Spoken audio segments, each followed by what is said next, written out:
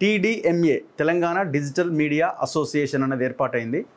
So ఇక్కడ కేవలం కొంతమంది మాత్రమే ఇవాళ హాజరైనాం. ఇంకా దీన్ని మరింతగా ముందుకు తీసుకెళ్తాం. అండ్ దాంతోపాటు ఇందులో పనిచేసే జర్నలిస్టులకు కూడా ఇందులో అవకాశం ఇచ్చే అంశాన్ని పరిశీలిస్తాం. ఖచ్చితంగా వాళ్ళు కూడా ఉంటారు.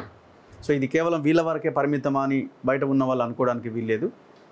ఇక్కడ అందరూ అన్ని విషయాలు మాట్లాడారు. నేను ఒక చిన్న విషయం చెప్పదలుచుకుని ఏంటంటే, అఫ్కోర్స్ ప్రతి రంగంలో ప్రతి వ్యక్తి తప్పులు చేస్తూనే ఉంటారు. చిన్న చిన్న మిస్టేక్స్ కూడా జరుగుతూ ఉంటాయి.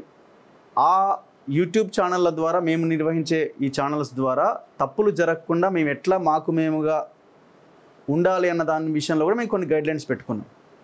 సో రాబోయే రోజుల్లో ఎలాంటి చిన్న పొరపాట్లు లేకుండా చాలా ప్రొఫెషనల్గా ఇంకా మరింత ముందుకు తీసుకెళ్తూ తెలంగాణలో మంచి పాలన అందించడానికి మా సూచనలు కానీ సలహాలు కానీ ప్రశ్నించడం కానీ ఇంకా బలంగా చేయడానికి ఈ గైడ్లైన్స్ కానీ ఎజెండా కానీ ఖచ్చితంగా ఉపయోగపడుతుందని అయితే మేము బలంగా నమ్ముతున్నాం.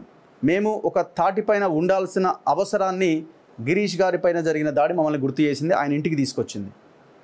సో ఒక రకంగా చెప్పాలంటే పాలకులు రాజ్యము ఈ పని చేసింది, మాకు ఉపయోగపడ్డది. కాకపోతే ఆయనకు తగిలిన గాయం, ఆయన కుటుంబానికి తగిలిన గాయం అట్లాగే మిగిలి ఉన్నది. అయినా సరే ఆయన అడుగు ముందుకేసి చలో పదండి ముందుకు అనే విధంగానే ఉన్నారు కాబట్టి సో దీన్ని ఇంకా ముందుకు తీసుకెళ్తాం. ఈ TDMA Telangana digital media association అన్నది ఎవరికో పోటీ ఇంకొకరికో పోటీ కాదు, తెలంగాణ ప్రజల కోసం ఏర్పాటైన అసోసియేషన్. ఇది శాటిలైట్ ఛానళ్ళకో లేకపోతే పేపర్లకో ఇంకో దానికో ఇది కాదు. అదే సమయంలో మీరు గుర్తించాల్సింది ఏంటి, అవతల వైపు నుంచి ప్రభుత్వం కానీ పత్రికలు కానీ ఈ శాటిలైట్ ఛానల్స్ కానీ యువతల వాడిని తక్కువ చేసి చూడడం మానాలి. సో అది గుర్తించి మమ్మల్ని కూడా గుర్తించి ముందుకు తీసుకెళ్తే మీకు ఒక ఇది ఉంటుంది. సో మేము ప్రతిరోజు చెప్పే సూచనలు ఫాలో అవుతే ప్రజలకు కూడా ఉపయోగపడతాయి. అందుకే నేను చెప్తున్న ముందు నుంచి మా వైపు నుంచి జరిగే తప్పులను కూడా మేము ఎట్లా కంట్రోల్ చేసుకొని ముందుకెళ్ళాలన్న దాని విషయంలో కూడా మా ఎజెండాలో మేము పెట్టుకున్నాం. ఖచ్చితంగా అది ఉంటుంది.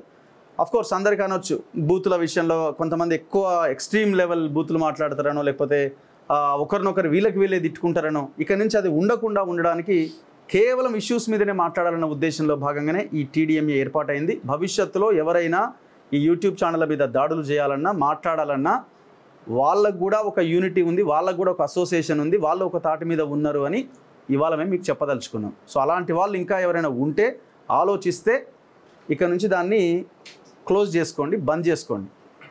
మేము యూనిటీగా ఉన్నామని మేము చెప్పదలుచుకున్నాం. Thank you very much.